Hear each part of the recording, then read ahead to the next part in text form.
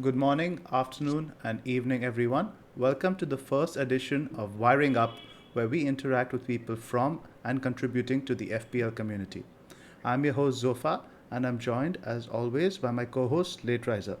How's it going, LR? Strange seeing you on the weekend. First things first, all our listeners, please hit like and subscribe. It tends to help us, and we really appreciate the support. I'm doing good. Happy to see you on a weekend. Actually, there's not much happening in the footballing world, and it's lockdown. So happy to be having a chat, and I'm actually really excited about the guest we have on.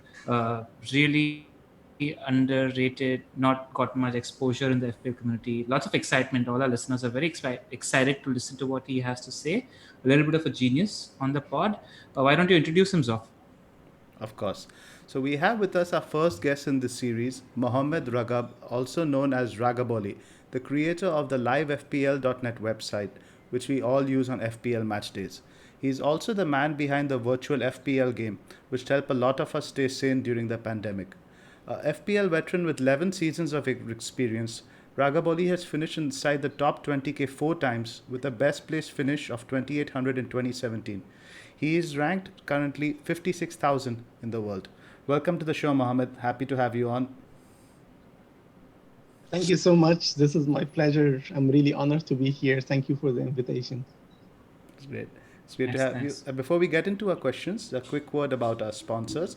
DreamSetGo is a global portal for fans to gain access to sporting events around the world. Accommodation, flight tickets, hospitality, stadium visits, everything can be tailored exactly to your requirements. They also do celebrity experiences, which include masterclasses with your favorite sports celebrity or something as simple as birthday shoutouts. You can find links to the products in the description below. The FPL Wire is a part of the Fantasy Scout Network, and all stats used in this podcast are taken from the FFS members area. Please sign up if you haven't already. And as mentioned previously, DreamSet goes in the midst of tying up with a lot of football clubs. So, in case you want access to their hospitality and travel packages, just fill the Google form, which you'll find in the description. Also, a little bit of a news. Zofar, Bigman Bakkar, and myself have started a Patreon page, and we wanted to just give out a shout out to our first 5 patrons: Jack G and Shami T in the Jimmy Tire, and Mike Jones, Pirate Angel, and Abdullah in the Omar tier. We're just doing a Patreon because we want to grow the channel and take it further. There's no added benefits, and all of our content remains completely free. We'll quickly, if you do want to, look at what we have, you can visit www.patreon.com/the FPL Wire. Now we'll push on with the interview. Can't wait to just sit back and listen to what Ragaboli has to say. Why don't you shoot, Zoff? Yep. So let's just get started. A lot of people want to know who is the man, who is the genius behind this live FPL and virtual FPL. Tell us a little bit about yourself, Raga. What is it that you do and which club do you support? Uh, okay, so again, I want to say thank you so much for having me here. And for everyone who's watching, thank you so much for all the support you've been giving live FPL, virtual FPL. It really means a lot to me. So yeah, this is my first time ever speaking to everyone. My name is Mohammed. I'm from Egypt. I'm 32 years old. Until I was 25, I was just in Egypt, born and raised there. And then I moved to the UK for a year to study, and then to the US. I've been there for 7 years here in the States. So I finished my PhD in physics. Actually, I have a background in physics. So I have a PhD in quantum physics. And now I am sort of, I teach physics and do some research. So I'm a lecturer at actually MIT. And yeah, so that's essentially my career. I am a physicist. Not really a genius, just someone who loves FPL and loves contributing to the community. In terms of which club do I support, I don't really have I'm not a big fan of one particular team, which I think is helpful when you're doing fantasy stuff because you don't have the bias against your you're biased to bringing players from the team you support and so on. But I like City. I like Man City. That's the best kind of club that I love. essentially because when I started like following the Premier League, I fell in love with Aguero, and Aguero is sort of like my biggest, like, you know, I love Aguero. I know Litrizer also does, but like he's like really the best of the best to me. And yeah, whenever he's fit, he's in my team. And yeah, I can't wait for him to be fit. Hopefully he's gonna play He's going to soon. play this weekend. Pep Yep, mentioned that. he's hopefully starting tomorrow. Zoff, how underqualified Yeah, do let's you hope. feel after Ragabolly Yeah, mentioned this? I mean, he just raised the average IQ on the podcast, I think, by 200. For sure. And then he says that he's not a genius. He's not a My genius. word. It's crazy. So, what sort of chip strategy are you on, Raga? Are you free hitting in 18? Sorry, can you say that again? What's your chip strategy? Are you going to free hit in game week 18, or what's your plan? Oh, you know, I don't know. I was completely on like no free hit. I wanted to save it for later, but now I don't know with the Villa Spurs situation.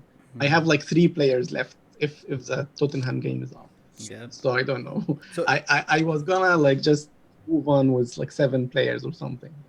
yeah, it's a tough one. I think Yeah. many of us on the same boat. The reason I asked that question, I was curious, who would be the 3 City assets you would pick on the free hit, if you were to free hit?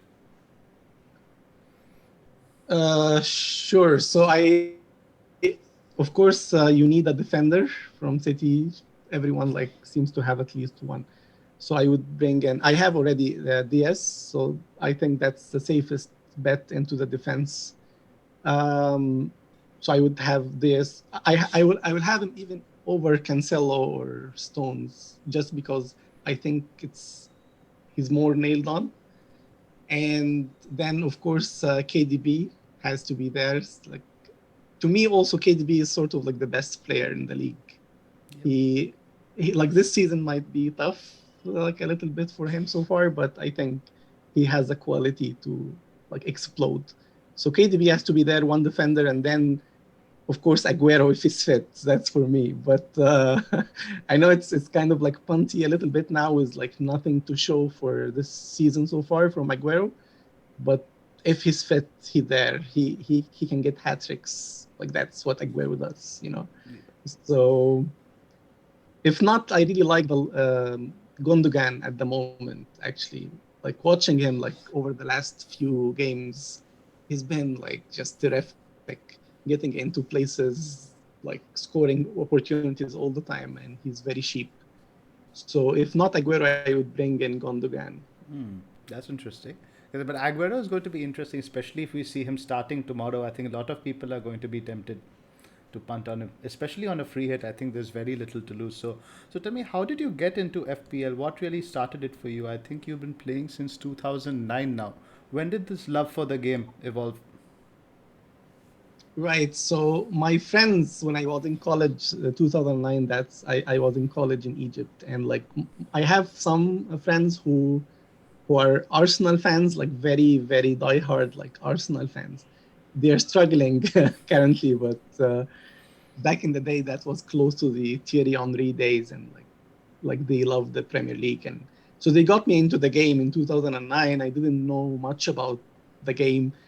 It was not popular at all in Egypt by that time. Like no one was like playing that game. Now it's very, very popular in Egypt, but back in the day, no one knew what it was. And since day one, actually, like I really got into the game. I love it. Like I'm addicted to it now. It's 12 years. I've never like skipped a year. I never played casually. I play very, very seriously. And yeah, I want to say that since the very beginning, I found the Fantasy Football Scout website, which has been like some kind of home for me since then.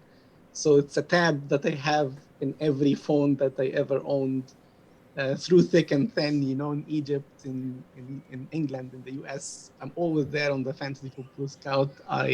It's sort of the place I belong. And Mark Southern is sort of my FPL idol. So I want to say that interacting with the community at Fantasy Football Scout for all these years. That's what really got me into the game. And at the beginning, I was just, trying to beat my friends. But then I learned that like there is something called rank, and you want to be ranked higher and higher in the world. And yeah, I love Fantasy Football Scout. It's not just an ad. Like it's really like where I belong. Yeah. Nice. I think both of us also had a very similar journey where it led to discovering the scout, which upped our skill set to a drastic amounts. Completely relate with that. And the community interaction, right? I think that's what it comes out a lot, because it's never really as much fun playing in isolation. It's always how you do relative to somebody that gives you that sense of satisfaction. Yeah, of course. I love the community. That's what got me into like trying to build something to help the community. So how are you doing in the mods and cons league? I was having a look earlier. I think you're in the top 5 there. I think I'm third or fourth. Yeah. Yeah. Yeah. We're sitting on third. That's impressive. Yeah. So getting to I'm having a good season, but it's not like it's not crazy good. I'm not like a super like impressive manager. 56k at this point of the season is very good. I think you're very much on for a top 10k finish. Top 5k. Top 5K. Possible. I'd kill to be in that position right now. You're gonna get there. You're a late riser. So getting to live FPL, like how did that idea come about? All right, so it's a long story, but essentially, all the years I've been playing FPL, I always wanted to interact with the game in a more concrete way. And so this is just me as a manager playing. I really wanted like something that was missing all these years for me, which is, okay, so say I have Aguero in my team and he scores a hat-trick, 2 goals, okay? I want to celebrate, like one part of me wants to like, okay, I want to celebrate the effect of this on my FPL team. And all what you have back in the day was just, and like now without like external websites, you can only see like the score that you have from the goal on the official website, and even without bonus, and you don't know what this made, what like the effect of this on your rank, on your leagues. You have to wait till the very end of the day when all the games are done, and then maybe 4 or 5 hours later, then you can see what happened to your rank from everything. And you don't really get to celebrate or like enjoy the drama while the games are live. Like, okay, this happened, so it pushed me up, and this happened and it pushed me down a little bit. I always wanted as a manager to live in that kind of drama. So that's one thing. Like, because I wanted to celebrate essentially the big events, not wait till they are contaminated with everything else at the end of the day. So I always looked for tools that would give me some kind of live updates on my team during the game week. And also one other thing is I was always very puzzled by how the ranks work. I didn't know how they work, and it was a big mystery, I think, for everyone. Because again, you can have every player in your team like delivering something, and then you wait anxiously. So back in the day, you had to wait like to know what happened at the end. You really had to wait till the next day or so. So I will wait, and I'm expecting this huge, green arrow because everyone did something, and then at the end of the day, after you wait, you find maybe you're on a red arrow or like very tiny green. And this was always very like annoying to me. Like, I don't understand how it works. If every player got me something, what else would I get to get a green arrow? And to me, like, some people like this kind of mystery.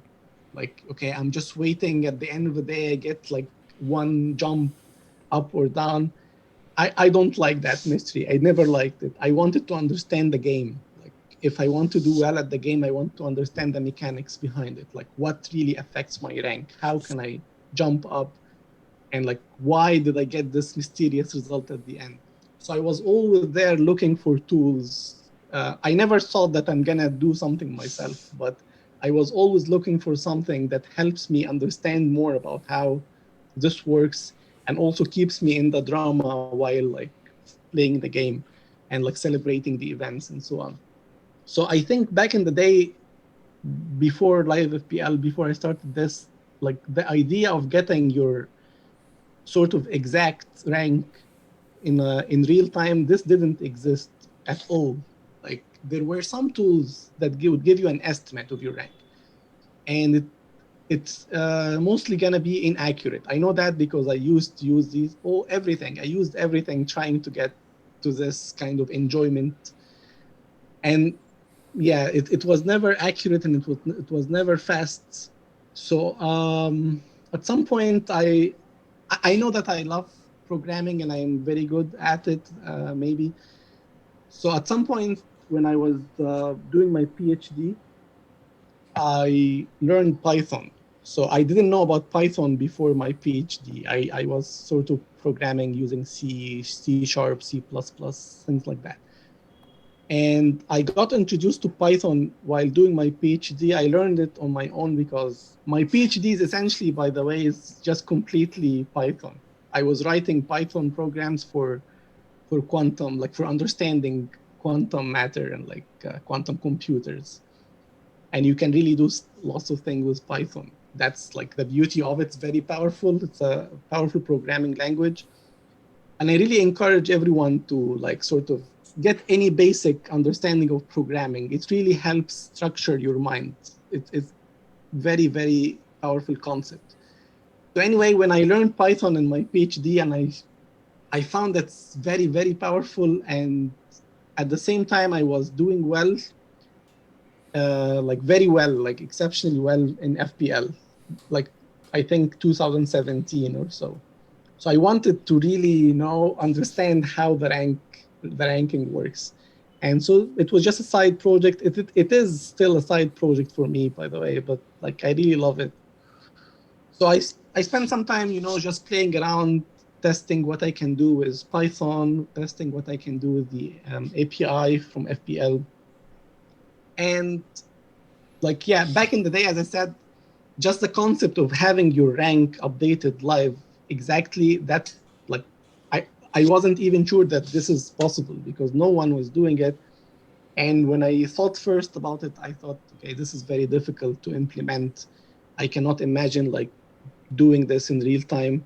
But I thought, okay, let's just give it a try. And I built some things just on the side. And then eventually I had some kind of an end product that would give me the ranks within the top 1 million. And yeah, I just didn't have some a things website. which have changed the way people play the game completely. But yeah, just some things on the side. Anyway, go on. I think you've changed the entire dynamic of how everybody looks at FPL. And first Go of all, on, I don't go know on. how he can say he's not a genius. I'm completely like in awe. Right. I mean, Mohammed, just so you know, because of you, it is why people like us in India who are watching the games until 12:30 get to sleep at 12:30. I remember back in the day, the games used to end at around 12:31. Refresh. That never used to happen until 2:30, 3 a.m. our time. So I remember just staying up just to see how far we've gone that night. And then he's gotten us 2 more hours of sleep over the weekend for the last 3 years. So I thank you for that. Oh, it's really my pleasure. Thank you so much. Like I am aware that like for some reason I can do things very quickly. Like that's some kind of a gift that I have, and I'm not like I don't mean to be bragging, but I'm just saying that like I realized at some point that I do things very quickly, and like programming things especially, and also like physics thing, So like I feel like it's my responsibility to use this for like helping others. Otherwise, I don't deserve it. Yeah. That's essentially my motive. The Spider-Man quote comes to mind. With great power comes great responsibility, and you're using that well. Thank you. So yeah, I'm very proud that now, like I just want to say now, not only LiveFPL that gives you your rank, but there are some other services that started like building things that are similar. But I'm just very proud that like before LiveFPL was introduced, this idea didn't even exist. And I remember that very vividly. Like I used to, so I built this very like on the side module for myself. I think it took me like this just very first prototype of rankings. It took me like 1 or 2 months of side work. Again, I have a very busy life with like I have a family as well. I have 2 kids. So when I say So the like first 2 months was just the live rank update, or as well as EO calculation and all of that? What was the initial pet project? just the live rank, like Okay. everything started because I wanted to see how rank works and I wanted to interact with the game, as I said, like more piece by piece. So yeah, I just wanted to do the live ranking, and I did it for only the top million teams, and no website so far, just like have it on my computer. And I used to just use the the football scout comment section, and then I will comment after the game is finished, and I say, okay, I'm building something. If you can give me your ID, I will give you your rank before. You don't have to wait. So let's test it out together. And people will like comment with their ID, and then I will comment with the rank, and then eventually it turns out to be exact like hours later. So that's where it started, like me interacting with the Fantasy Football Scout members. And then I didn't really What know a how hero. to. Sorry. I remember those days actually very well. We just log on immediately afterwards. Like, this is my team ID, can you check? This is my team ID, can you check? Yes. So yeah, because I didn't have like any experience in web design at all, so I didn't know how to build a website or something that people can interact with. But then eventually I thought, okay, I have to like get some website going so that people can use it. So I learned about how to make a website, and and I remember like I remember very, very vividly, very strongly, like just like the very first week where the website was open. So again, I was not known in the community. I didn't have the trust of anyone. Like, it's just some guy building something. We don't know him. But I remember like that Andy from Let's Talk FPL, he tweeted in the very first week. He didn't know me, he didn't know the website, but someone like he came across it and he tweeted that, wow, I got my rank exactly hours before the update from this website.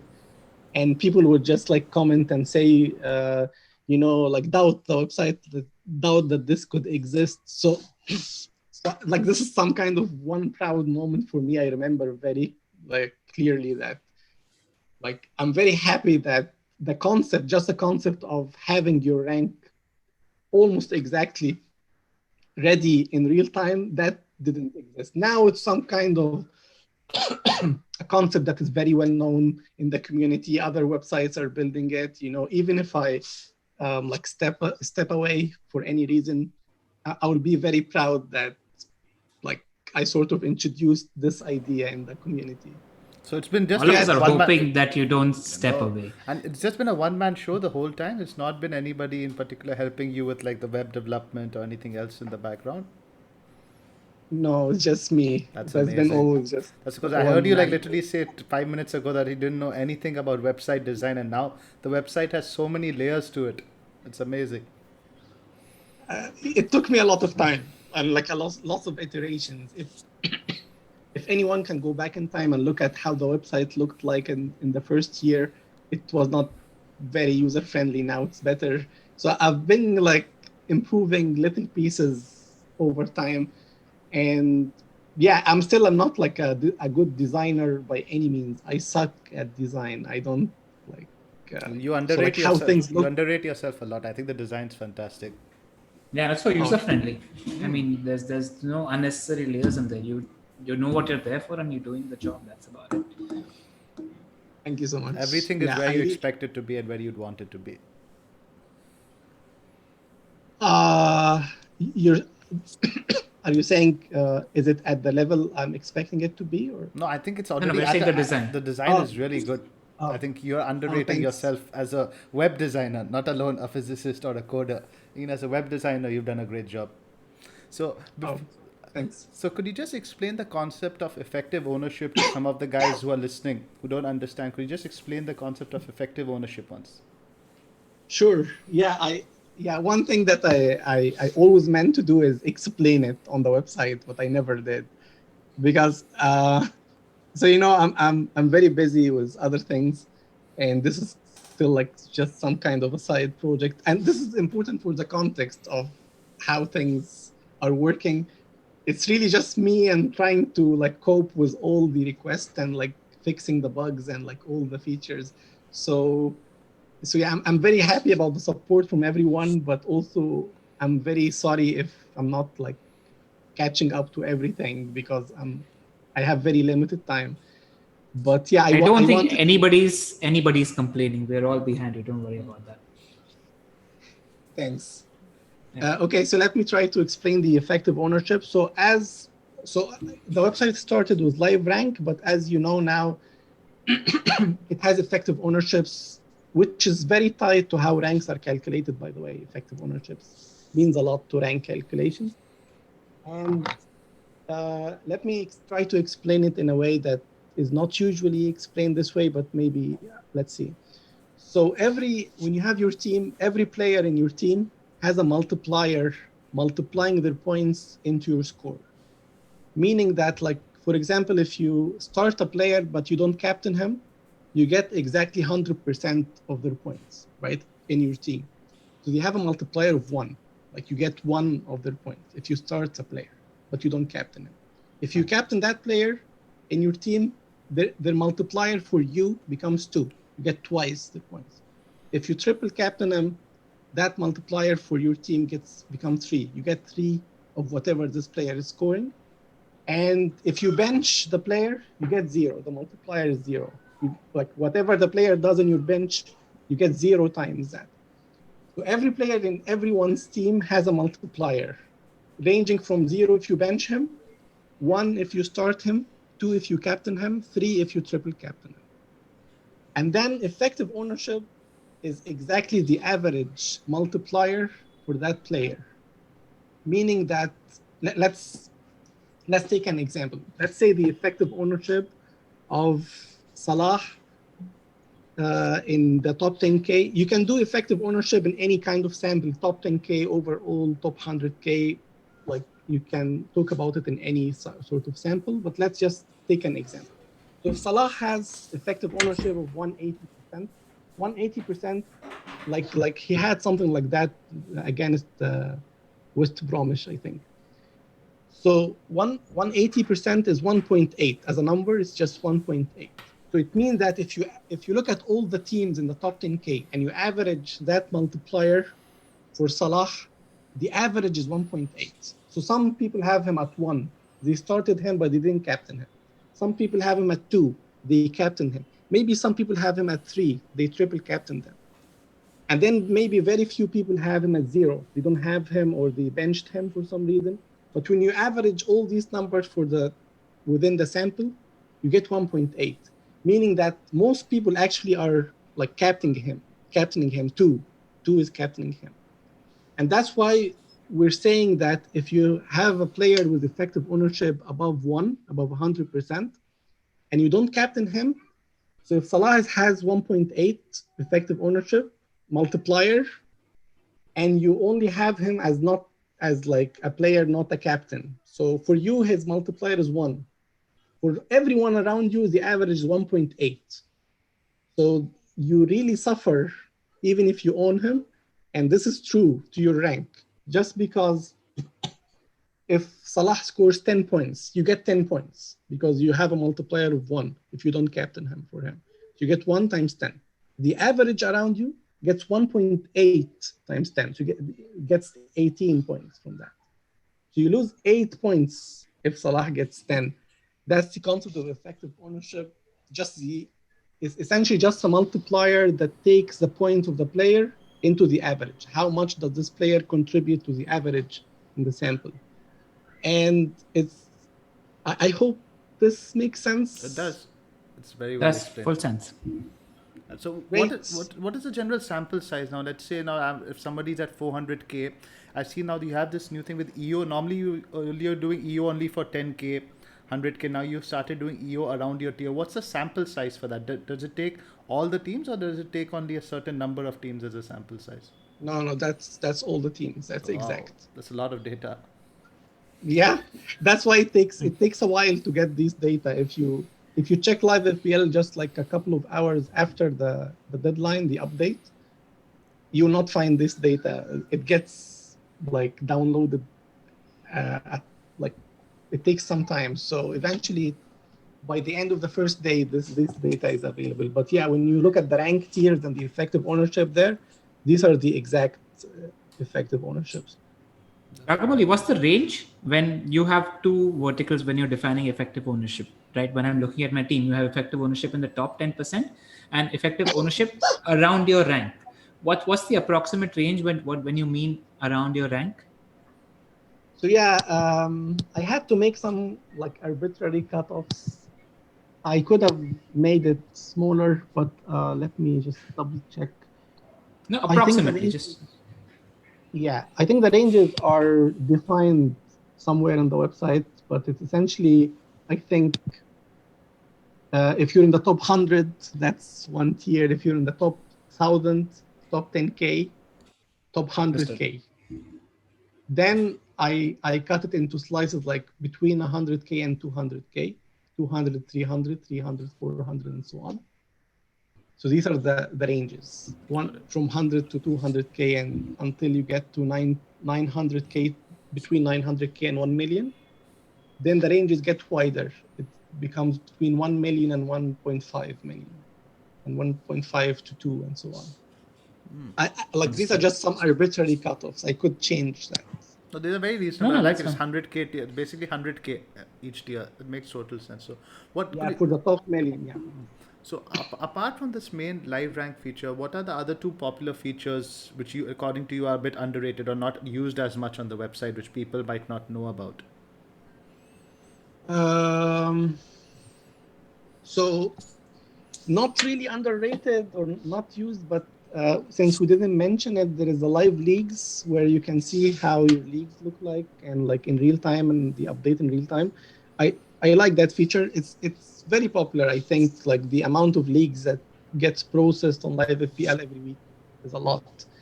But yeah, I just like seeing the table of like all my rivals at one place, and I can see all their teams and captains and everything in one place. I can see which players are like in that rival team they have like that I don't have. And I can also, there is the effective ownerships within the league. So you can see the effect of like every player within your league. So I think the league stuff is also, I use it all the time myself. There is also, great. There's also some information about the top 10K and the overall, which I think these are not very well used, but there is, for example, how many people used different ships that week and overall. So if you go to livefpl.net/ships, actually, this is a page where you can see the usage of ships in the current game week and overall, like the total usage so far, how many managers have used all their ships, how many managers have used only one ship, and so on. I think that's where Fantasy Football Scout writes an article every week using some of the figures in there. So this is where it gets highlighted, but I don't think many people use that. And also there is, if you go to livefpl.net/top10K or overall, there's a little table somewhere that shows you, so it shows you who the captains, the popular captain and the popular effective ownerships. And it shows you also a little table with the ship usages and the average for every ship so far. So if people who use the free hit this week, how are they doing? People who are using Wildcard, how are they doing? So you can see within every week how much gain did every chip get in average. I like that. I don't think people look at that. But for example, in the previous week, game week 17, you can see that people who've used no ships have an average of like 64 points. People who used bench boost got an average of like 70. So they got like 6 points more from bench boost. which is not great, but it's also expected. Your bench boosting in just a single game week. Anyway, and like people who use triple captain get like 74. We got like 10 points more. And that's also expected because last week was very high scoring. Fernandez, Son, Kane delivered huge. Yeah. Just thinking how much you've changed the whole FPL experience right now. Right now, going through live FPL when the deadline hits and checking effective ownership, and looking at those numbers, registering them in your head, predicting the effective ownership numbers, looking at certain captaincy. It's such a core part of the experience, FPL experience for so many managers. I can't even remember what it was like. I think before live FPL happened, before the last 3 years off, has I want to ask this question to you so far. Has this changed the way you play the game in the past couple of years? Absolutely, and I think the two aspects Of to it. course. Two aspects would primarily sometimes certain players like let's say Salah against West Brom. I remember his EO I think was 180% or something that week. So I'm very conscious of the fact that if I don't captain Salah, I'm effectively going to be losing 80% of his points in the games that way. So it's made you very conscious in terms of the competition. And the second aspect is look at the other way, right? Now, another feature I really like on the website, which we haven't mentioned, is ownership combination. So we did an episode a few weeks ago where we looked at Kane and Son's ownership. We noticed that the Kane and Son combination was nearly 30 to 40% of teams. And they were entering a period where they had some difficult fixtures. They were going to play Man City, Chelsea, and Wolves, etc., etc. So it helped us realize that this is a time where you can get rid of those two guys, and then that is a time when you can bet against that ownership and make ground. So both ways, I think, is definitely made a Exactly. big difference to FPL strategy. Raka, this Yeah. website that you've built and the numbers that you have in front of you, has that made you a safer or a more maverick manager? Me? Yeah. I don't think I'm very dull. I think I'm a little maverick, which doesn't work in my way most of the time. But yeah, I use my own like stuff, my own statistics all the time, like the effective ownerships and things like that. The way I play the game, again, I'm not like I don't have an impressive record or anything. I just play. But yeah, since I developed live FPL, I think my ranks actually have been much better than before, which is not a coincidence. But the idea is for me, I try to think about managing my team as if I'm like a manager managing a football team. And so at some points, I just want to sit back and defend. I don't want to attack. At some points, I just want to, waste time. And then at some points, I choose when I want to really attack. That's kind of like how I think about the game. So I always think about it this way. Okay, do I want to attack this game week, or maybe just sit back, play it safe, defend for this week? It's okay that you spend like 2-3 weeks with no real changes in rank, like just very tiny green, very tiny red. That's okay. And then until you can see really an opportunity to attack, and then you do that by changing something against the ownerships. So that's like as Zofar was just saying, when Kane and Son they were delivering every week, right? And they had this. So like I reacted very quickly at the beginning and I got them. I think that's very instrumental to why I'm doing well this season. That I'm not as stubborn as before. Like I see Calvert-Lewin doing great, I get them. I don't keep being stubborn. I see Kane and Son, I get them.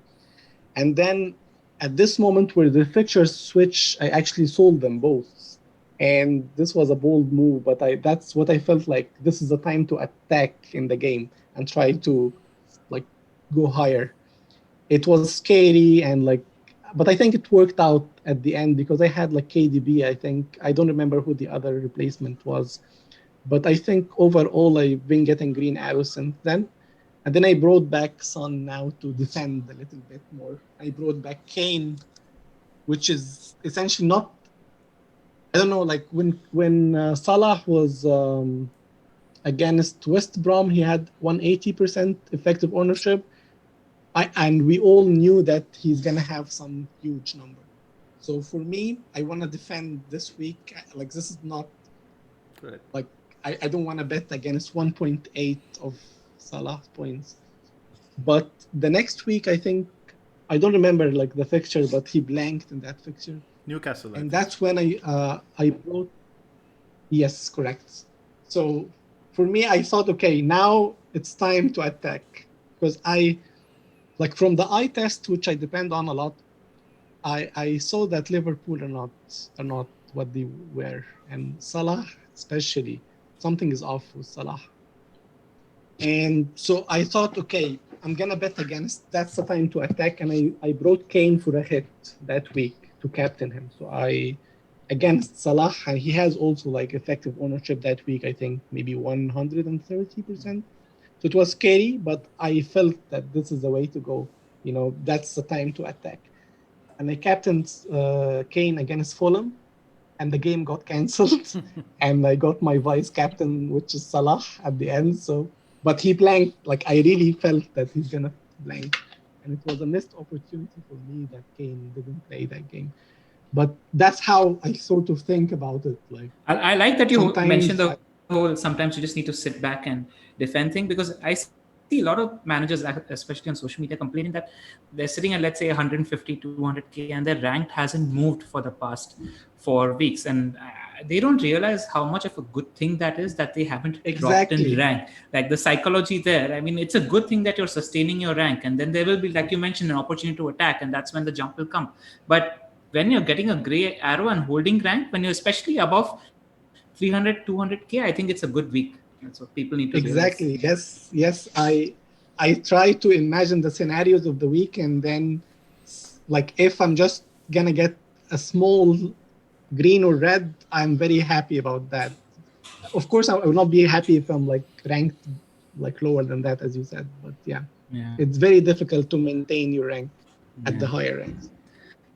Yeah, I think your website is very pivotal in introducing the concept of insurance from an FPL point of view, to FPL managers, where you can get one or two really highly owned managers to make sure you're not dropping heavily in rank. I think that's something that I personally need to inculcate in my game style as well. Anyways, off. Who won the questions? So, what other learnings would you say you've have, like, has come into your game as FPL manager since you started this website?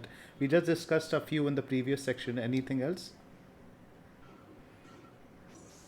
There is like related to all of that. So the way I look at effective ownerships is I try to have like a balanced team where I have like a feature called template rating, which essentially looks at how similar your team is to the top 10K teams.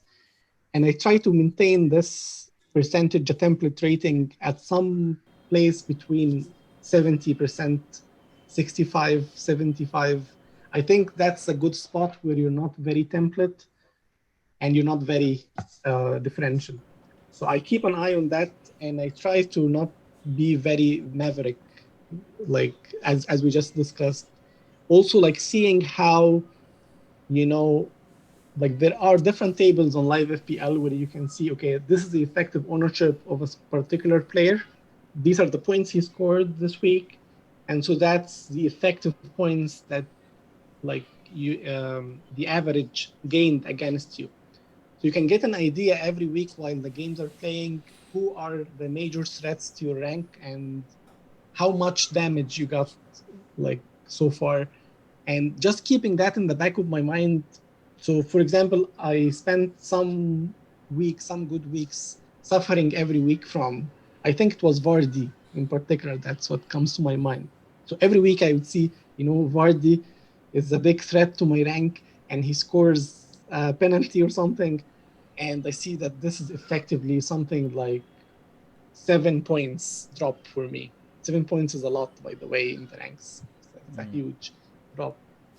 So just keeping an eye on this, and then eventually, okay, I'm gonna get him, and even if he blanks, but I need to stop this risk. So just, I don't know, this is I think this is important into thinking about the risks and like whether you want to attack the risk or just step back. Very All right. But interesting. yeah. Talking about the features of the website now, give our listeners a sneak peek. What's in the pipeline? Any interesting, exciting features that you have under the hood, which our listeners might get to see soon on the website?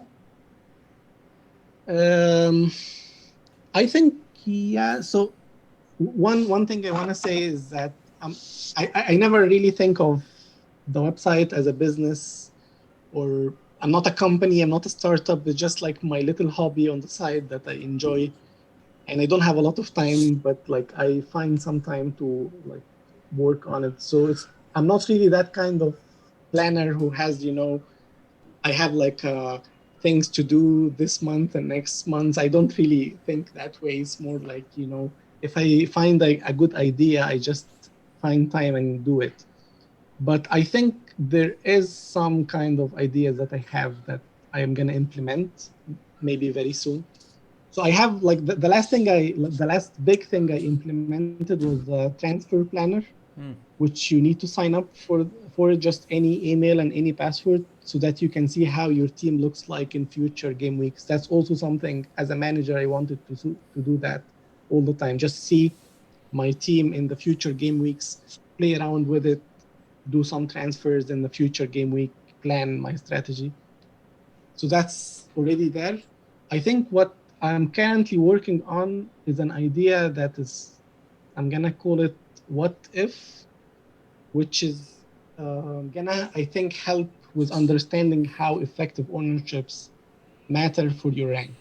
So what I'm building right now is this what if platform where you're gonna insert different scenarios. Love that. So you'll have the effective ownership of different players, all the players, while the game week is on. And then you're gonna insert values for the points. So you wanna see what happens if Aguero gets a hat trick. How does this change your rank? What happens if there's a clean sheet from Chelsea? You know, so you're gonna be able to enter points, your expected points, or whatever scenarios you want to see, and you will click on a button and it will tell you an estimate of what your rank will be under these circumstances. And I think that will be helpful so that you can really see the effect, not just of the one scenario that happens in reality, but you can have a better idea of the damage that can happen from different combinations. So I'm building this what if scenario where you put in the numbers and you look at different scenarios and how they affect you. Very cool. And related to that is also if you take a hit like a -4, -8, how much of a rank drop that gets you. So this is sort of like a what if situation as well. Nice. So It that's helps. what. I think it's going to help you pre-plan transfers and just take that whole thinking to the next level, because you're actually going to be able to see what the rank situation is going to be. I Brilliant. think it's Just going to love make you that. buy Exciting. Aguero almost every other week, Pranil. Every other week you're going to be entering, Aguero, 13 points. Aguero, 17 points.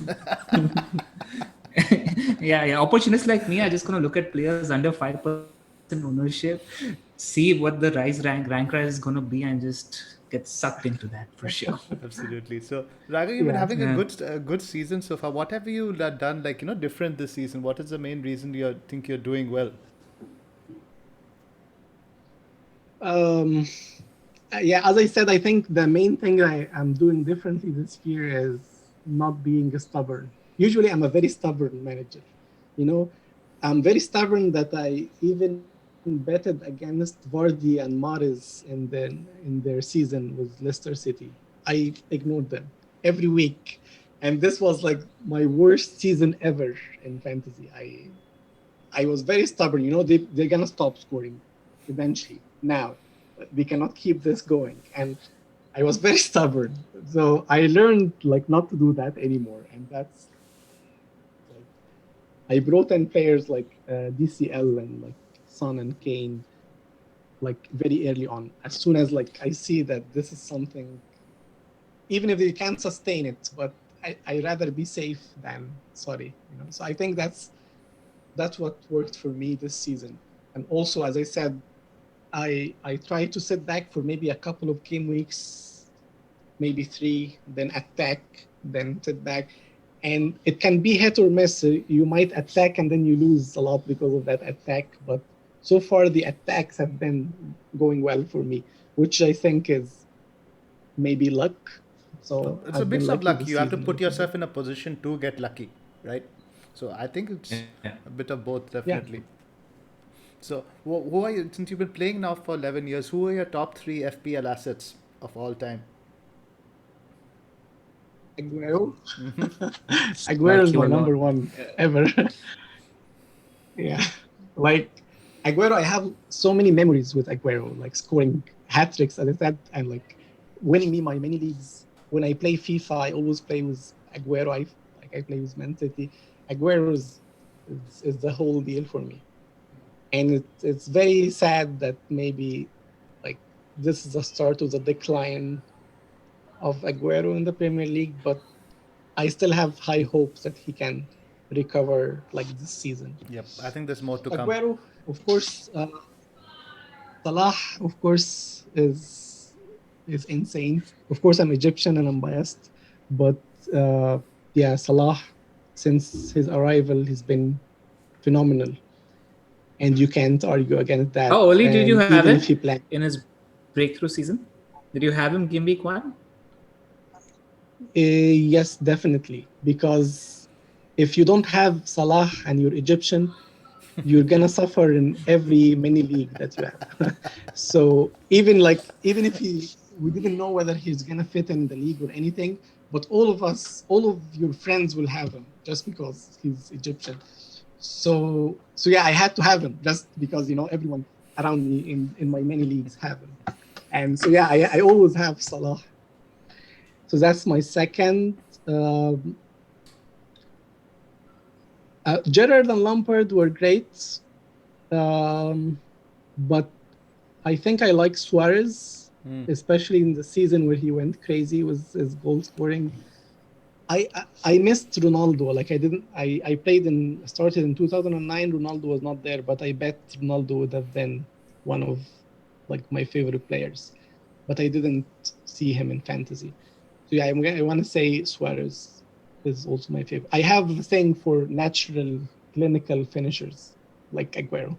Definitely. Nice. So you're a thinker of the game. I see you look at a lot of aspects. What changes would you make to the official FPL game in terms of chips, scoring, maybe even the data display interface? How would you think the game can be made better?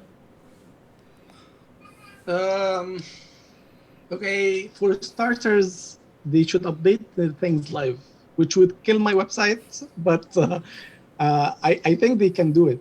Like if I can do some version of it, they can do it, and they have all the data there. And I think it takes it takes a level to a new takes a game to a new level, updating everything in real time. But as I said, I've been playing this game for 11, 12 years. So I'm more of an old school player who I like this game. I'm addicted to it as it is. I know it's not perfect, but there's not many things that I want to change in the game. Sometimes I'm saying, okay, let's get rid of ships. Actually, we played many seasons without ships. This is sort of a recent introduction. Like for the new players, they're watching us. Like there were no ships before, like for many years, and I didn't like introducing these kind of things. It feels like it's just trying to make the game more accessible to people, but it's not necessarily. I don't know. I didn't like ships at the beginning, and I still Me don't neither. like them. Me neither. I don't even like the second wildcard, you be honest. I liked it when we had early on just, one wildcard, which you could use at any point in the season. Same, Exactly. same. It Yeah. makes a whole difference. Yeah, like I think it's easier now. Like like it was very very hard at the beginning to get your planning and depend on your free transfers. So at one point I say, okay, let's get rid of ships, but at another point I can say, okay, let's add more ships, like captain the player who got the most points, so switch the captain there. Bench the player that got me the least points, free hit that doesn't have a limitation on the number of players per team. These are all like kind of ideas, but at the core, I don't actually like chips. I just like the game like it was before. I'm in agreement with you. One thing I don't like about the chips is you start looking at the game as sort of having 7 representatives in this week and 15 representatives in this week, and it's less about identifying the right player and who the good player is in eye test, and it becomes more about this, which is something I personally Yeah, also which is have something a that's problem. happening right now, in fact. Like you can see Yeah, with Game yeah, Week yeah. 18, 19 and all stuff like that. Yeah, at the core, FPL is about identifying who the good player is, right? And all of that. So Yes. I just think it takes it away from that aspect of the game. Yeah, I agree. Completely agree. Yeah. But yeah, but like I love the game as it is. Like as it was more, I still love it, and I don't want to change it like much. I don't want, like, for example, to have points for defensive midfielders or something like that. I don't want uh, to have you make substitutions during the game week. No, thank you. I like the game. I always loved it as it is. So Let's talk about virtual FPL. How did that come up, and what was that experience like for you? It was a savior for many during the pandemic in the early months. yeah, virtual FPL is my dearest baby.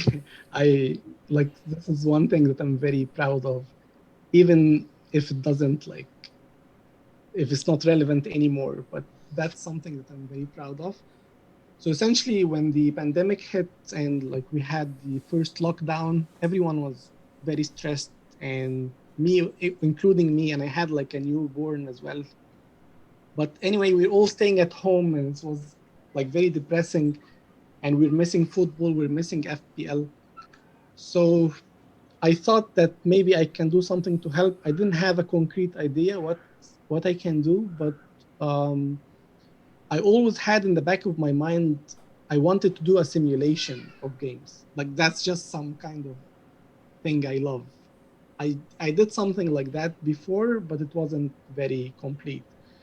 So I just wanted to create some kind of a simulator where you tell the simulator I want to have a game between Arsenal and Liverpool and like simulate a game like that. And then you see the events and the score and like who scored and yellow cards and things like that. I wanted to do something like that. So I spent some time during the lockdown at the very beginning, just trying to create that simulation, which is an insane, like it's very difficult. But I had started on it before, years ago, with a different language. I wasn't writing with Python. And now that I know Python, I thought that it's going to be easier to do it with Python. So I just sat down, tried to make a simulator, which took data from many places. So player data came from FPL, like just the points and like everything on the FPL website, and also some underlying statistics from Understat, where you can see the expected goals, you can see the touches in the box, you can see things like that. And I incorporated all of these into like the simulation. So I wanted to build a simulation that is not really like FIFA or Football Manager, because in FIFA or Football Manager, if you simulate a game, it's not necessarily gonna be similar to what happens in real life or in FPL. Like for example, in Football Manager, for some reason, Bernardo Silva is like great. He's a great player, but he doesn't like score 20 goals a season, right?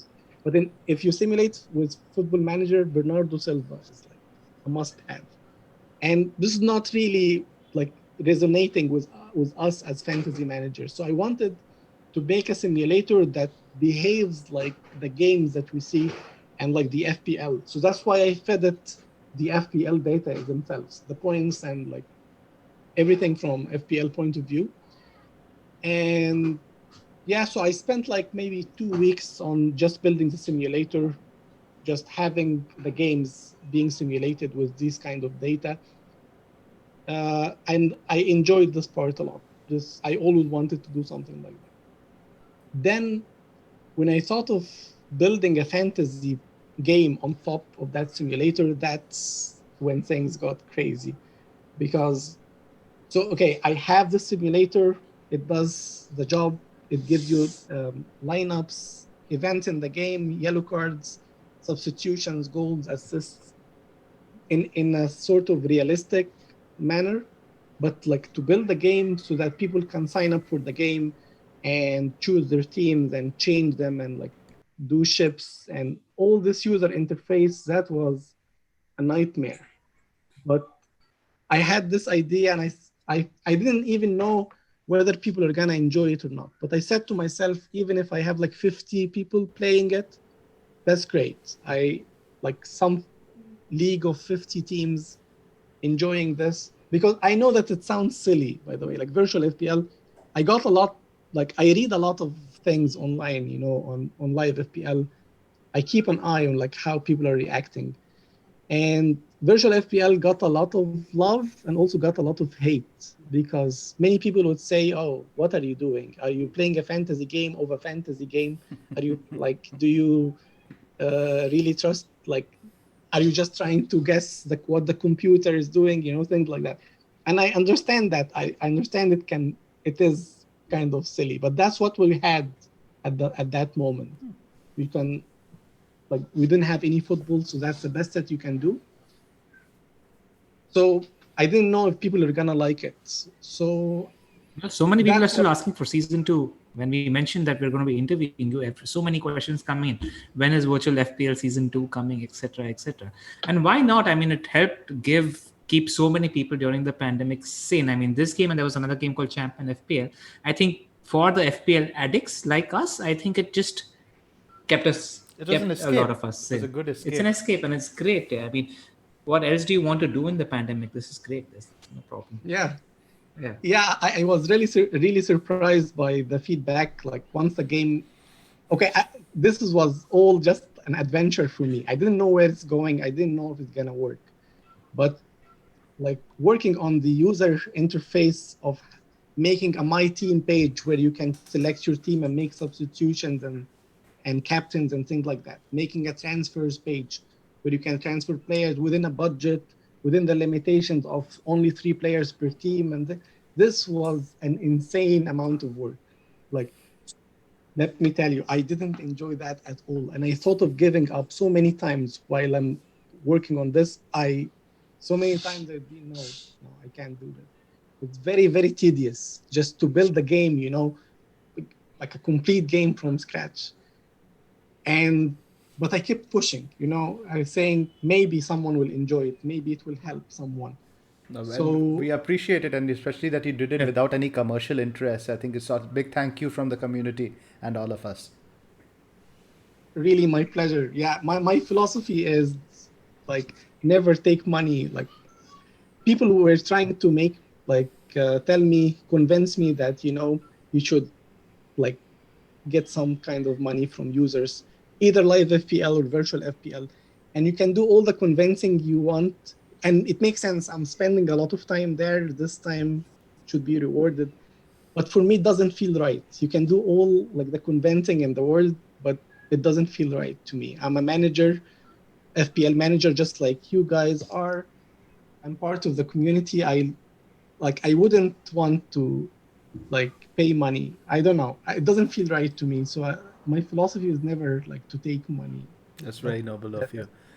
Should we take some questions from the community, LR? Why don't you? Just while we're talking about virtual FPL, it's such a great indicator of how accurate the game was that the guy that's sitting on number 1 in the Hall of Fame on fantasy football squad actually won season 1 of virtual FPL. So I mean, that just tells you that it actually does reward that skill bit, and I just love that there's a little bit of a connection there. You know that Fabio Borges actually won. Yeah. I'm very aware. Fabio Borges won it. Yeah, I was very okay, I had to be impartial, and not support anyone, but I was happy that Fabio won, to be honest, because it, as you said, it says that the game really did what I wanted it to do, which is it's similar to FPL.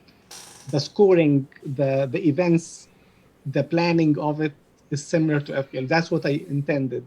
And obviously Fabio is a great maybe the greatest FPL manager at the moment. So I'm very glad that he won virtual FPL, meaning that it was really an FPL game.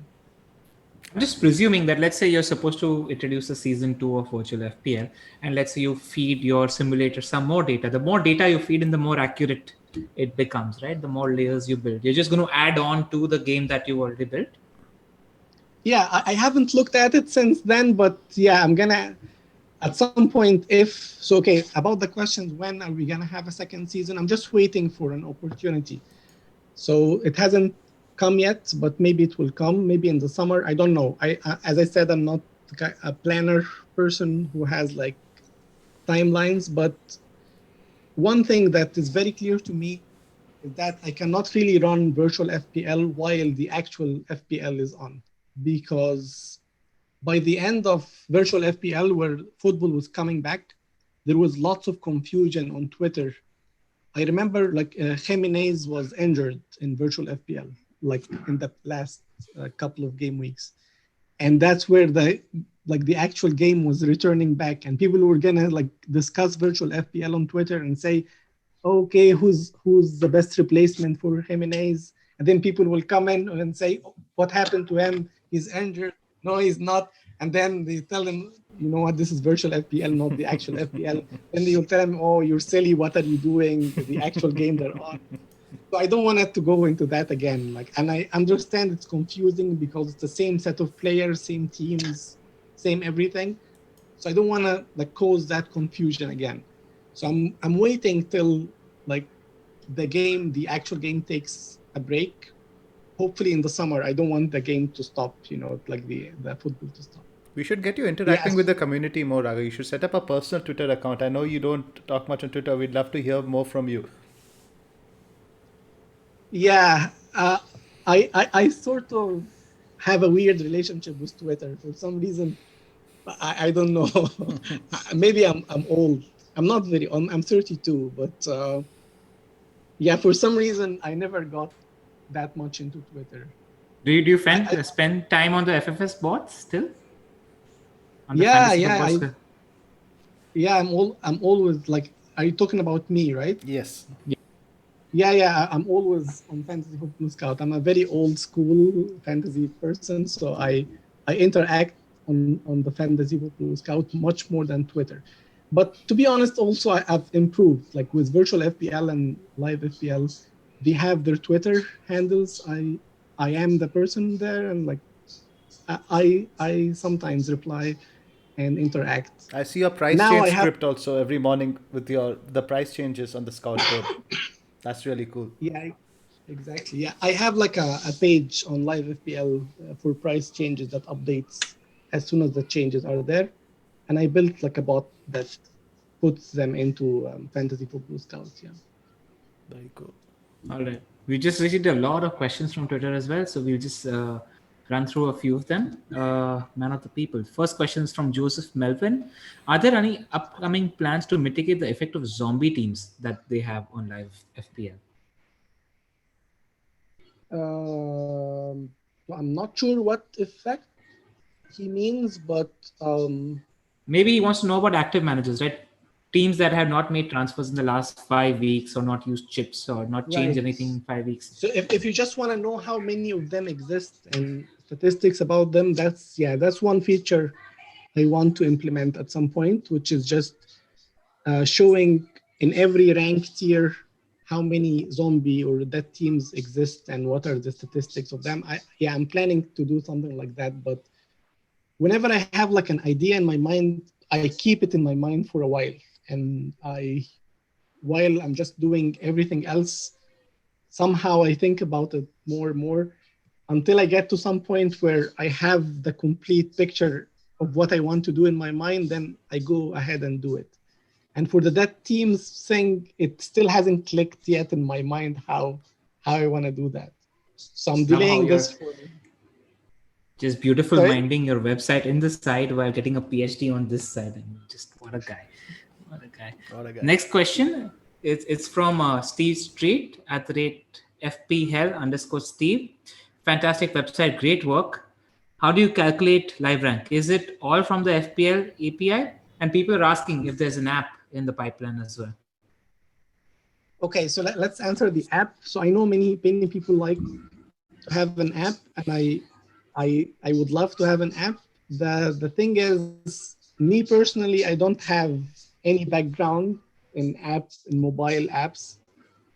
So it would be like if I wanted to do it myself, I would have to learn it and do it, which is time consuming.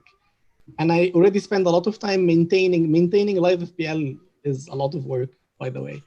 So, and like adding these new features and everything, and this is all a side hobby for me.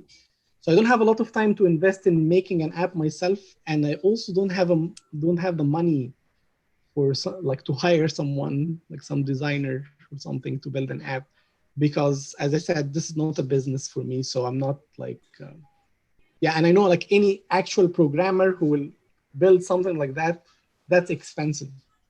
So I know that we need an app, and eventually we're gonna get there. But when, not very sure. But I know it and I'm aware of it. Just out of curiosity, how many hours go into maintaining LiveFPL on a weekly basis? I would say not less than 15, 20. Wow. That's a That's lot. a lot of time. That's a lot of time. Yeah, it's not just like the website is pretty much automatic. You can do like it can work on its own for the most part, but there are so many. The system that I built for live ranks and for everything, the system is very complex. It has so many pieces in order to be able to like. So that I also answered the question about how do I calculate the ranks. It's like there's no short answer there, but I have to do lots and lots of processing in real time. So the way I do it is I divided this big task into very small tasks, many of them, and they come together. And it's a very complicated system. So what happens is there are always like chances that some issue will happen at some part of the system. And I've been doing this for like 3 years now, and I'm still very surprised every week new issues can arise. And especially with the growth of the website, new issues come just from the traffic. And you have like a lot of time I spend actually is trying to like keep the site on while the peaks of traffic are there. I spend a lot of time trying to optimize the site, go over every line of code again, and see if I can make it in a simpler way that will help the website. So if I was not like actively trying to make it better, I wouldn't have like spent a lot of time maintaining it. It would work on its own. But I always like want to fix it and make it better. So that's what takes a lot of time. But yeah, like to answer the question, how do I calculate ranks? It's not from the API itself does not have the ranks, right? The API has whatever information that you can see on the actual website. So you can see the teams of your rivals. The teams are all public. So you can see the teams. You can see the scores of every player so far without bonus. Everything else, like I have to do. So I have to get the teams and get this, put the scores and put the bonus and then do the rankings. And there are also like live leagues happening, and I have to update all the leagues and things like that. So yeah, just a lot of processing happens in the background. Well, what kind of traffic do you see on weekends these days? It's getting bigger and bigger. I don't look at, I don't have the numbers, but it's growing. It's growing every week, which is I'd great. imagine so. Yeah. But yeah, it's putting more challenges on the website, of course. Understood. All right, we'll move to an FPL question. This is from Mansij Bharti Jain. Does form matter more than fixtures this season? I think you're the experts on this kind of question here. But if I wanted to add something, I would say not really. Like both of them are still important. Like for example, when I sold Kane because of the hard fixtures, he really didn't like go big in those fixtures.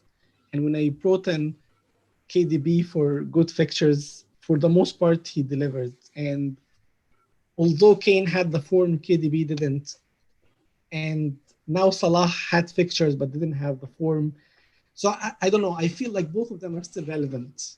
And for me personally, I try to look at fixtures more than form. That's just how I play. That's the camp I'm in as well. Next question is from FPL Iran. Why do you use top 10k EO in games while almost none of us are in the top 10k? Great. So that's actually a great question. So at the beginning of LiveFPL, I only had statistics for top 10k and overall, and I didn't have the statistics for all the ranges, right? Now I have the statistics for all the ranges. You can check the effective ownership within any range you want. So that's something. But what you will see is the overall effective ownerships or the overall ownerships are actually useless and they don't mean anything. Like, for example, you'll find Salah, Fernandez, they have something like 70% effective ownership every week overall, because there are so many dead teams, zombie teams, and these do not matter. Statistically speaking, if you're playing actively, you're gonna eventually beat most of the dead teams.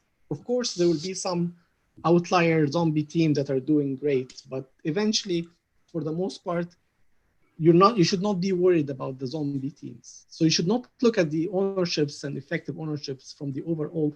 They don't mean anything. Salah has 77% effective ownership overall, but the reality of things is that he has an above 100% around your rank, which will hurt you.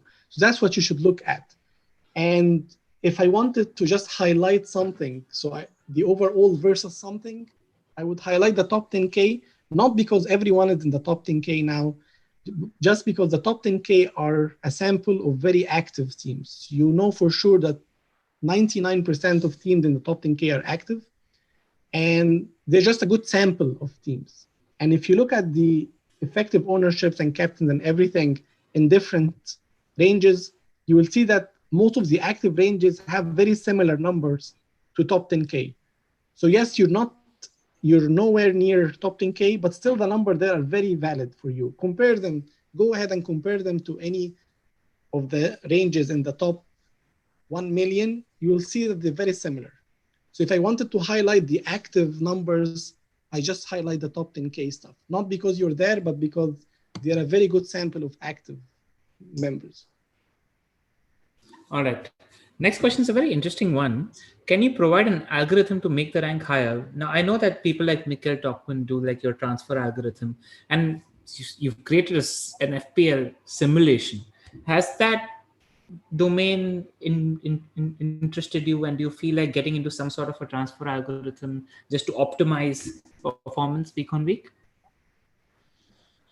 To be honest, no, I don't like if you look at LiveFPL and all the efforts I've done over the years, I've never tried to predict the points of players. Never.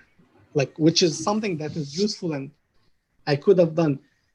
But I never tried to give you the expected points and predictions of what's going to happen, because at the end of the day, if you look at the statistics of things, I can give you numbers for predictions, but they are going to be wrong, definitely, because this number is just one number that represents the average maybe of so many trials.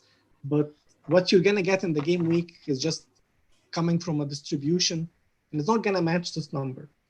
So this number is not the predictions are not useless. They give you an idea, but you already have that idea without the predictions. You have the idea that if Salah has a nice home game, he's expected to do well. You don't need numbers. I don't know. I've never tried to predict things because they're going to be wrong.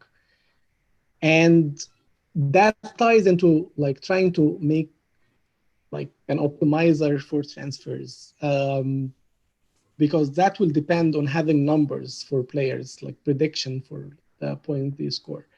And that's the aspect of the game that I would like to keep to the manager. That's my own philosophy. That's what the manager should be thinking. What are the good players? What transfer should I make? I never used any of the transfer suggestions algorithms around. That's just me. But of Yeah, it course, speaks there are about you as a so manager many. because you mentioned you're an eye test manager as well. So you just like keeping that game of that part of the game that way. Do you think Yeah, bots are exactly. going to overtake us in 5 years or whatever as FPL? Mm, no, I don't think so. No. All right. Next question is from FPL Tinker Chandrakant. It's a little bit of a. He just wants to know where he can learn Python from and use it to build a website like this. Um, so as I said, I learned Python because I needed it for my PhD work. And essentially, if you know any programming language, you can learn any other programming language with ease. It's just the logic is the same, just the syntax, the words that you use are different. So if you don't know any programming language, I would suggest that you start with Python. Actually, it's very kind of easy to understand. And there are so many websites now that like you can learn from. But for me personally, I already had like experience with programming, and when I switched to Python, it was very easy for me to switch there. And yeah, the website is completely Python. Everything in the background is running in Python. So if you want like specific suggestions on where to learn it, I can look for the websites and like give you advice about what is the best website to learn from. All right. Uh, Raga, just out of curiosity, do you look at stats while making your decisions for FPL or completely eye test? What do you think? Like, what's your? I'd say you're 70% eye test, 30% I'd stats. say 50-50. Yeah, I'm more like actually 80% eye test. Oh, I did not expect that. Yeah. So based in statistics, like, I thought you'd be more into the shots in the box conceded, big chances, XG, Now he comes and all that across to stuff. me as an FPL purist, where old school, likes the pods, likes the eye test, doesn't like overcomplicating the game, focuses on the eye test. Aguero lover, love Yeah. all of that, absolutely So love all. as I just said, like statistics are gonna predict something, but it's gonna mostly be a wrong prediction, just because of how statistics work. So you cannot predict, like, you know, numbers will not tell you whether this is a good fixture. Um, they can tell you, okay, I take that back. They can tell you that. But for me, nothing beats eye test. And that's how I enjoy the game. Maybe if I maybe that's why I'm not like an elite manager or something. But yeah, that's how I enjoy the game. For example, like I try to play the game to win and also to enjoy it. And part of the enjoyment comes from, for me, picking players that I feel like I trust. I feel like this is a good player, and I know that this is a good player. And so I have very, very strong biases against some players just because I think they are not really good footballers. And that really hinders me big time. But I enjoy it this way. Go So on, for go on. example, Name a couple. Who are these guys? I want to know. okay, I'm curious. Sterling. No offense to anyone, but I don't like Sterling as a footballer. I don't think he's a good footballer, and I have a very hard time having him in my team just because I don't rate him as a player. And having him in my team, and then when he blanks, I feel like, yeah, I know that he's not good. It feels very bad in my gut. So that's why I keep players that I only feel like these are good players. Another example would be Watkins this season. He's not a good striker. He's not at the Premier League level. Again, with all due respect, that's my opinion. But I watch him. I watch games a lot, and he's just not good. He can score because his team like creates chances, but I don't like that. I don't like having him. And yeah, that's some kind of why I like to play the game that way, just like having some kind of personal ownership of my decisions based on what I see as like my vision of football. Yeah, I like that. Makes I sense. kind of appreciate that. Yeah. Go on, Zaf. And I thought this was very cool, actually. I think because, like you said, it's a great point. Because yeah, Sterling and Watkins, they're probably not the best footballers, but they make chances because, like you just they could be standing still in the box for Man City, and eventually you're going to be scoring a couple of goals. So it's a nice, interesting way to play it, and it's very different from how I play it. Like I look at mainly statistics. If I see Sterling's shots in the box, I don't care if he's like he has two left feet. He'll be going straight into my team. This it's a very What I different like ways to about play it. Ragabolly is he's actually aware of these biases, which is why he's trying to change this season Yes. as an FPL manager. Like you mentioned, DCL, etc. You mentioned that you don't want to be very stubborn as an FPL manager. Right. Also, like that's something I always say never when it comes to an FPL. When it comes to this game, you have to keep your mind open to literally everything. Just Yeah, I have owned Sterling and I have owned Watkins, but for me, it's a very torturing experience that I get rid doesn't of feel them. right. Yeah, as soon as they just have one blank, I just get rid. I don't like having them. And if I'm not enjoying it, then Why why to play the game? absolutely So, Yeah. right. If you have to give a weightage to luck and skill, the age-old debate in FPL, how what would your opinion be? hmm, interesting subject.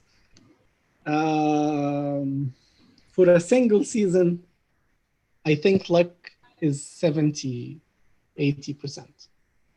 For many seasons, I think it's more like if if you look at like the history for many seasons for one manager, I think it's more maybe 40% skill and 60 skill luck. Sorry, 40% luck. Luck is important, but if you're consistently doing well, then you're doing something. You have some kind of a skill, and some managers do it like you and Mark and Fabio and like many others. So, but yeah, but like you'll be fooling yourself if you say it's pure skill or even 50-50 in one season. No, luck really, like for me, 70% for a performance in one season. I'd agree. You're a maths guy. What sort of a sample size is big enough for you to judge somebody? Let's say a lot of new managers are also listening to us who are playing FPL before they tend to judge Uh, themselves. I want to say at least 5 seasons, 6 seasons, something like that. All right, fair enough. I agree with that. So, any questions? I'm done here with my No, questions. all done. It was really enjoyable. Nothing much more. It's a great chat. It was so enamoring just to listen to you, Ragapoli. Thank you so much for coming on here and spending time with us. I'm sure that this chat is going to be a huge hit, that the community is going to love listening to you, and they'll probably want a lot more of you. So thank you so much for being with us, and we look forward to just looking at how LiveFPL develops in the future. And thank you again for this website and all you do for the FPL community from us. Yeah, we really appreciate on behalf of the entire community. We just want to say a huge thank you for everything that you've done for us. You're very welcome. Thank you so much for having me. This is an opportunity that I really appreciate. Before we close, I want to like thank someone. So when I was running virtual FPL, again, as I said, everything on the programming side is done by me, but there were some people who helped me run virtual FPL, and in particular, Hassan, who has a Twitter name Hassanality. He was running the Twitter account of virtual FPL every day, giving match reports and interacting with people. So I just really need to thank him so much. He's a big part of the success that virtual FPL had. So Hassan, thank you so much. And also FPL Hints at some point helped with Twitter as well. And a big thank you to Fantasy Football Scout, which is, as I said, my fantasy home for many years. And Mark Southern for creating the beast and creating like this whole community. I think Mark Southern is responsible for growing this game into what it is right now. So I really want to thank him. And yeah, that's it. Thank you guys so much. Pleasure. Thank you. We actually had a question with regards to that. If there, because I think Hassan Nati is taking some time off Twitter right now. He's not on Twitter, and people were asking if there is a season 2, if there's going to be a podcast, and if Hassan is going to come back and all of that. You've got any information? Are you in touch with him right now? Mm, Unfortunately, no, I haven't been in touch with them for a while. But yeah, I really hope that he will come back. If virtual FPL comes back, I will I will contact him and make sure that he comes back. Yes, yes, yes. That's it from us, guys. Uh, we hope you liked the episode. We've really certainly enjoyed just listening to Ragabolly here, and we'll see you next Thursday for our standard podcast episode just before the double game week. Good luck, guys, and see you on the other side. Good luck, guys. See you on the next side. And please do remember to like this video. The more you like it, the more it gets recommended on the YouTube algorithm. We want to get this great website and Ragabolly as much exposure as possible. So please do your part. Thank you once again. Cheers, guys. Thank you so much.